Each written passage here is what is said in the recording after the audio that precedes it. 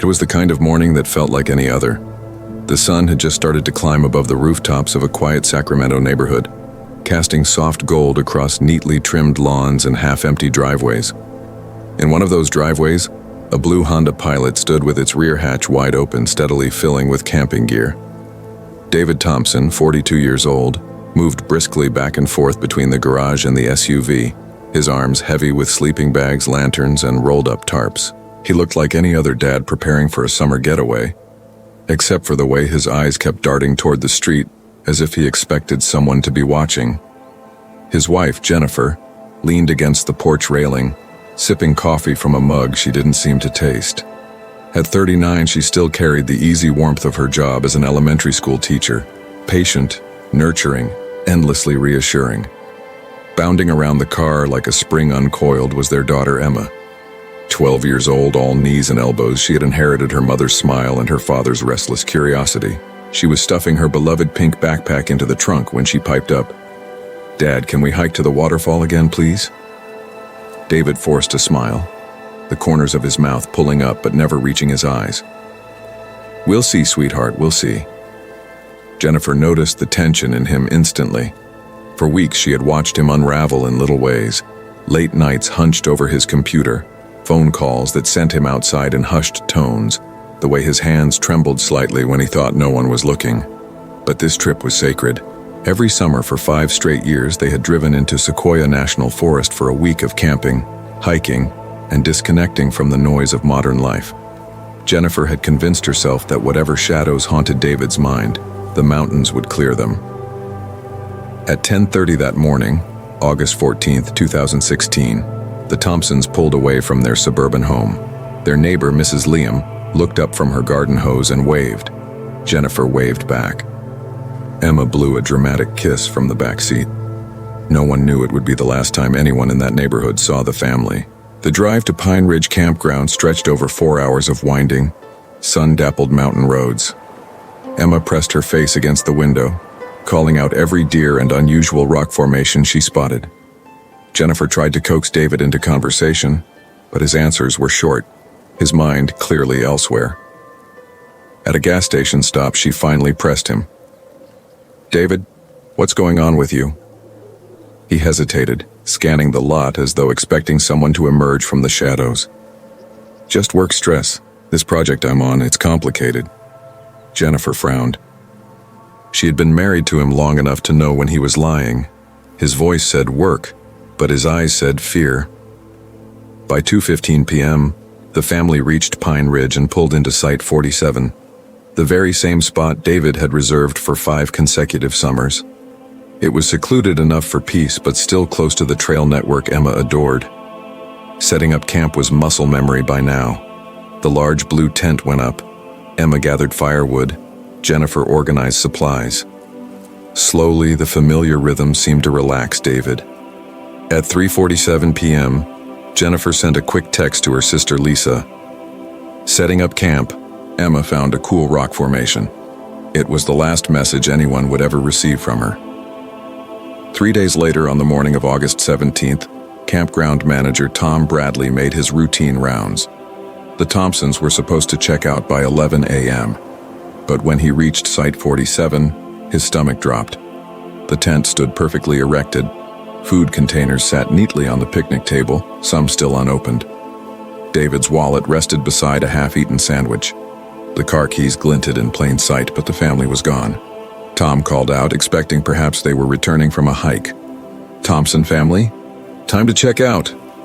Silence pressed back at him. He peered into the tent. The sleeping bags and hiking packs were missing, but everything else remained. Clothes, toiletries, even Emma's stuffed rabbit, the toy she never went anywhere without. A chill slid down Tom's spine. Something was terribly wrong. By 11:45, he had called the Park Service. By 1:30 p.m., rangers were combing the trails. By evening, when there was still no sign of the family, the search widened into a full operation. That night, Detective Maria Sally of the Tuolumne County Sheriff's Office received the call. A missing family wasn't unusual in wilderness areas. Hikers underestimated terrain. Injuries left people stranded. But the scene at Site 47 didn't fit the pattern. Families didn't leave behind wallets and car keys.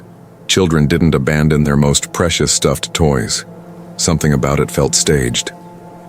By dawn on August 18th, Pine Ridge had transformed into a command center. Helicopters thundered overhead. Search dogs strained at their leashes. More than 200 volunteers scoured the forest. Cell phone records placed the Thompsons' last pings along Devil S Canyon Trail, the very trail that led to Emma's beloved waterfall. The dogs tracked their scent 2 miles in before losing it near a ravine that dropped 50 feet into tangled forest. "It's like they just vanished," said search coordinator Jake Morrison. Thermal imaging from helicopters showed nothing but wildlife, no heat signatures of humans. Witness interviews painted the family as cheerful, ordinary, at peace. But one detail stood out. A camper named Rebecca Martinez recalled seeing David alone at dusk, a large backpack on his shoulders, glancing nervously behind him as though being followed. She never saw him return. It became the last confirmed sighting of any member of the Thompson family. After 2 fruitless weeks, the search shifted from rescue to investigation. Dangerous weather forced search teams to withdraw. The trail had gone cold. Detective Sally turned her attention to Sacramento. On the surface, the Thompsons looked like a picture of suburban stability. David, the brilliant but quiet software engineer at Texas Secure Solutions. Jennifer, the beloved teacher requested by parents year after year. Emma, the bright-eyed only child. But cracks began to show. Colleagues described David as increasingly paranoid in the weeks before his vacation, pressing supervisors with questions about client backgrounds. Jennifer A.'s sister revealed tearful phone calls in which Jennifer confessed David had been receiving strange late-night calls. He always claimed it was work, but she heard the fear in his voice. Financial records raised even more alarms. 3 separate withdrawals of exactly $2,000 each, totaling $6,000, just under the threshold that triggered automatic bank reporting. Surveillance footage showed David visibly agitated during those withdrawals, scanning his surroundings, muttering into a phone. The FBI combed through his internet history. What they found was chilling. Guides on disappearing without a trace, off-grid survival techniques, cryptocurrency exchanges. In fact, David had already moved $15,000 into Bitcoin wallets. The question hung heavy. Had David carefully planned his family's disappearance, or was something darker unfolding? As the months bled into years, the Thompson case became one of California's most infamous mysteries. Theories ranged from reasonable to outrageous. Some claimed David killed his family and hid their bodies in the wilderness. Others insisted they'd entered witness protection or joined a cult. Online forums speculated endlessly, but none of it fit the evidence cleanly. Detective Sally, though retired, never stopped thinking about the family. Something about the campsite scene gnawed at her. By year 3, Jennifer's parents, Margaret and Robert Palmer, had grown desperate. They hired private investigator James Walsh. He was expensive but thorough. His findings changed everything. Walsh discovered David's work at Texas Secure Solutions wasn't just about coding innocuous software. He had been developing advanced systems designed to track movement, predict routes, and identify vulnerabilities across transportation networks. Perfect tools for logistics companies, or for criminals. One of Texas' clients, a firm called Mountain View Logistics, was later revealed as a front for a sprawling human trafficking ring under federal investigation. Walsh connected dots others had missed. David's paranoia, the strange calls, the financial movements. It all pointed to a man who had discovered something dangerous at his job. Even more suspicious was the death of David's supervisor, Michael Liam. 6 months after the Thompsons disappeared, Michael's car went off a mountain road at 2 a.m., a road he had no reason to drive. Officially an accident. To Walsh, it looked like something else. Year 5 brought a breakthrough. A hiker named Jenny stumbled into an abandoned mining area 8 miles from Pine Ridge. Tangled in leaves was a small child's hiking boot, pink with purple laces. Testing confirmed it belonged to Emma Thompson. The discovery reignited the investigation. Search teams explored the hazardous network of tunnels, finding water bottles, food wrappers, and what appeared to be a makeshift sleeping area. But there were no bodies, no definitive proof. At the same time, Jennifer's credit card surfaced in Nevada, used at a truck stop to buy camping gear, prepaid phones, and medical supplies. Security footage showed a blonde woman in sunglasses, strikingly similar to Jennifer. But when police investigated, they discovered the card had been cloned. The case slid deeper into chaos. Years 6 and 7 brought a carousel of false hopes. A supposed Thompson sighting at a farmer S market in Oregon. A man in Arizona insisting he'd seen David working under a different name. A heartbreaking call from a young woman in Colorado claiming to be Emma, only for DNA testing to crush the hope. Each lead collapsed, reopening wounds that had never healed. Jennifer's sister Lisa battled guilt and depression. Margaret and Robert Palmer sold the Thompson home to pay investigators. Their retirement savings dwindled into the search effort. By year 8, even the most faithful investigators privately admitted the family was likely dead. And then came March 15, 2024. Dr. James Patterson, a wildlife researcher, was piloting a drone deep over the rugged backcountry of Sequoia National Forest. He was surveying eagle nests, his drone equipped with high-resolution cameras and thermal imaging. At 2:30 p.m., the readout showed something he couldn't explain. Beneath a dense canopy in a ravine 12 miles from Pine Ridge, the thermal signatures revealed shapes too geometric to be natural.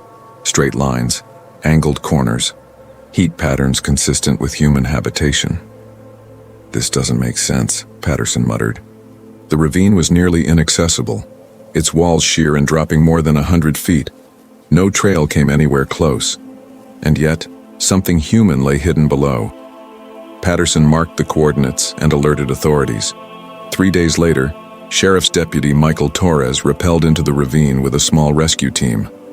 What they found shattered every assumption. Hidden beneath camouflage of branches and netting was a shelter system built into a cave.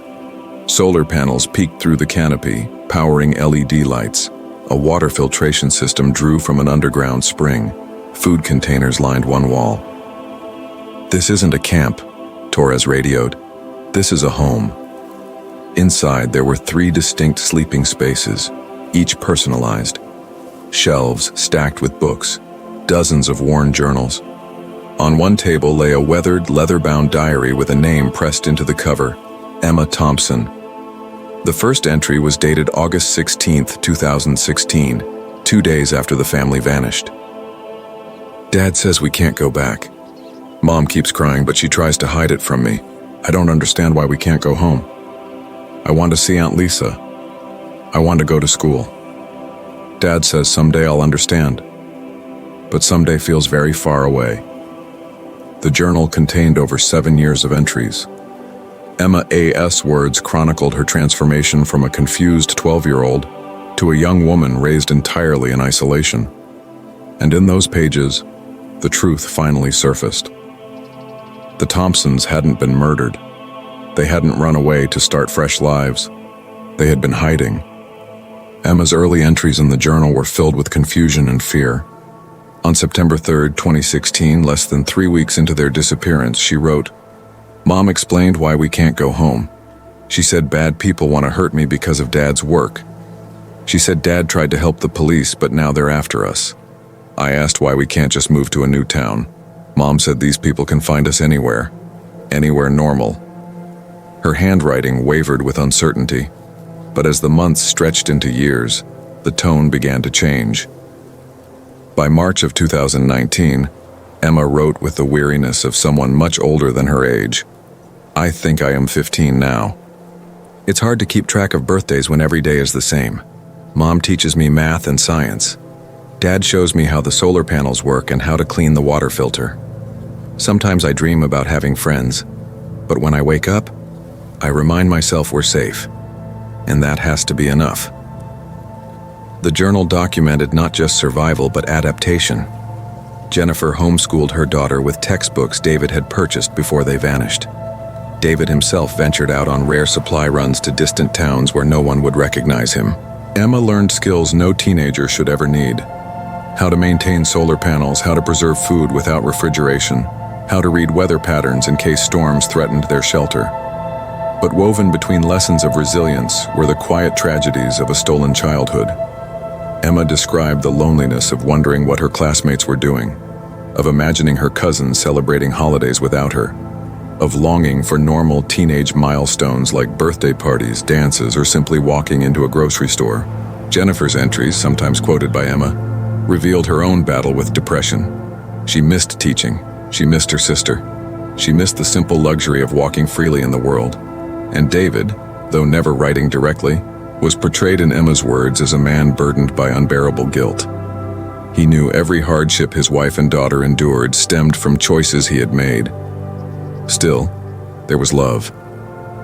In September of 2023, Emma wrote, "Dad showed me an article about a man named Kevin who used to work with him. Kevin helped the FBI too, but they found his body last week. Dad says we have to move again, farther away this time. He looked so tired when he said it. I told him I didn't care where we lived as long as we were together. He cried and said he was sorry for taking my childhood, but I told him I'd rather be alive and hidden than dead and found." Investigators who studied the journal pieced together the real story. David had not planned to abandon his life out of selfishness. He had uncovered the darkest possible truth about his work.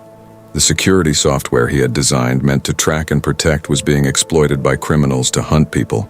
Human traffickers were using his code to predict law enforcement patrols, identify safe routes for transporting victims, and even anticipate when and where to abduct targets. When David realized the extent of what his program enabled, he gathered evidence and reached out to the FBI. But the traffickers had allies in unexpected places, including within law enforcement. Threats began almost immediately. Phone calls in the middle of the night, photos of Emma outside school, warnings that if he didn't stop interfering, his family would pay the price. Faced with an impossible choice, stay silent and allow countless victims to suffer, cooperate with the FBI and risk his family's lives, or disappear, David chose a fourth path. He turned over evidence, then orchestrated his family's vanishing act. He built the hidden shelters, stocked supplies, and prepared them for years of isolation. Emma's journals described how thoroughly he planned it. He had mapped out areas drones couldn't easily penetrate, constructed false trails to mislead searchers, and taught Emma and Jennifer how to leave no trace of their movements. The cave shelter had been just one of several hideouts. By 2023, Emma revealed, they had established at least 2 more, even more remote. But her final entry, dated September 15, 2023, was perhaps the most haunting. "I convinced Dad to leave some of my journal where someone might find it someday. I don't want the world to forget us. We're not victims. We're not criminals. We're survivors. Maybe if people understand, other families won't have to make this same choice. Dad says being forgotten is safer, but I think being forgotten is worse than being found." The revelation shook everyone connected to the case. For Jennifer's sister Lisa, it was a storm of emotions. In a tearful television interview, she said, "For 8 years, I thought they were gone. I thought Jennifer had tried to tell me something in those last calls and I didn't listen. I carried that guilt every single day. Now I know they were alive. They were protecting Emma. I don't know whether to feel relief or heartbreak." Jennifer's parents struggled as well. Margaret Palmer told reporters, "I'm grateful beyond words that they're alive, but I'm also devastated that they felt they couldn't trust us to help them. We would have given everything to keep them safe." The Sacramento community, once their home, reeled with disbelief. Neighbors who remembered waving goodbye that morning in 2016 couldn't reconcile the man they thought they knew with the dangerous world he had been caught up in. "David seemed so normal," said Mrs. Liam, their former neighbor. "To think he was carrying something so heavy all that time. And we never knew." Emma's old classmates, now in their 20s, formed online groups to share memories of her and express hope that she might one day reconnect. Hundreds of volunteers who had searched tirelessly in 2016 expressed mixed feelings. Jake Morrison, the search coordinator, said, "We risked our lives covering 50 square miles looking for them, to learn they were safe but hiding. It's hard not to feel angry. But honestly, I'm just relieved they're alive." The FBI publicly confirmed that the trafficking organization tied to Mountain View Logistics had been dismantled. Dozens of arrests had been made, and hundreds of victims freed. They also emphasized that the Thompson family were not criminals and had nothing to fear. If David, Jennifer, or Emma sees this, their statement read, "Please know it is safe to come forward." But weeks passed with no word. The Thompsons did not emerge. Lisa made her own plea on national television. "Jennifer, if you're watching this, we love you. We understand now why you had to disappear. Emma, your cousins have grown up hearing stories about you. We want to meet you. David, thank you for protecting them, but please let us be part of your lives again." Still, silence. The story of the Thompsons redefined what people thought heroism looked like. David was not a soldier or a lawman.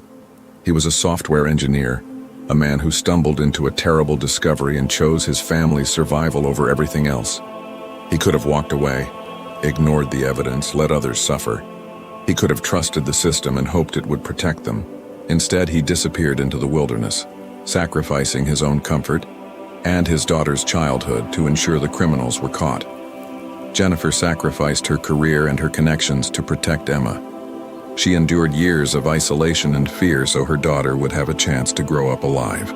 And Emma, caught in the middle, lost her teenage years, her friends, her community, and her normal life. Yet in her writing, she never turned bitter. She saw her family not as victims, but as survivors. None of them chose this fate. But when the moment came, they chose safety for others over safety for themselves. The trafficking organization that had used David's software was responsible for hundreds of abductions across 3 states. By vanishing, the Thompsons preserved the evidence that ultimately led to those criminals being brought down. Their hidden years, their suffering, saved lives they would never know. Emma's last words left behind in that journal perhaps said it best. "We're not heroes and we're not villains. We're just a family who wanted to live. Maybe the world will forget us, but I hope it doesn't." The Thompson family remains hidden, their current whereabouts unknown. Whether they will ever come forward, whether Emma will one day step into the world she dreamed of, remains uncertain. But their story is no longer one of disappearance and mystery. It is one of sacrifice, survival, and the lengths a family will go to protect each other.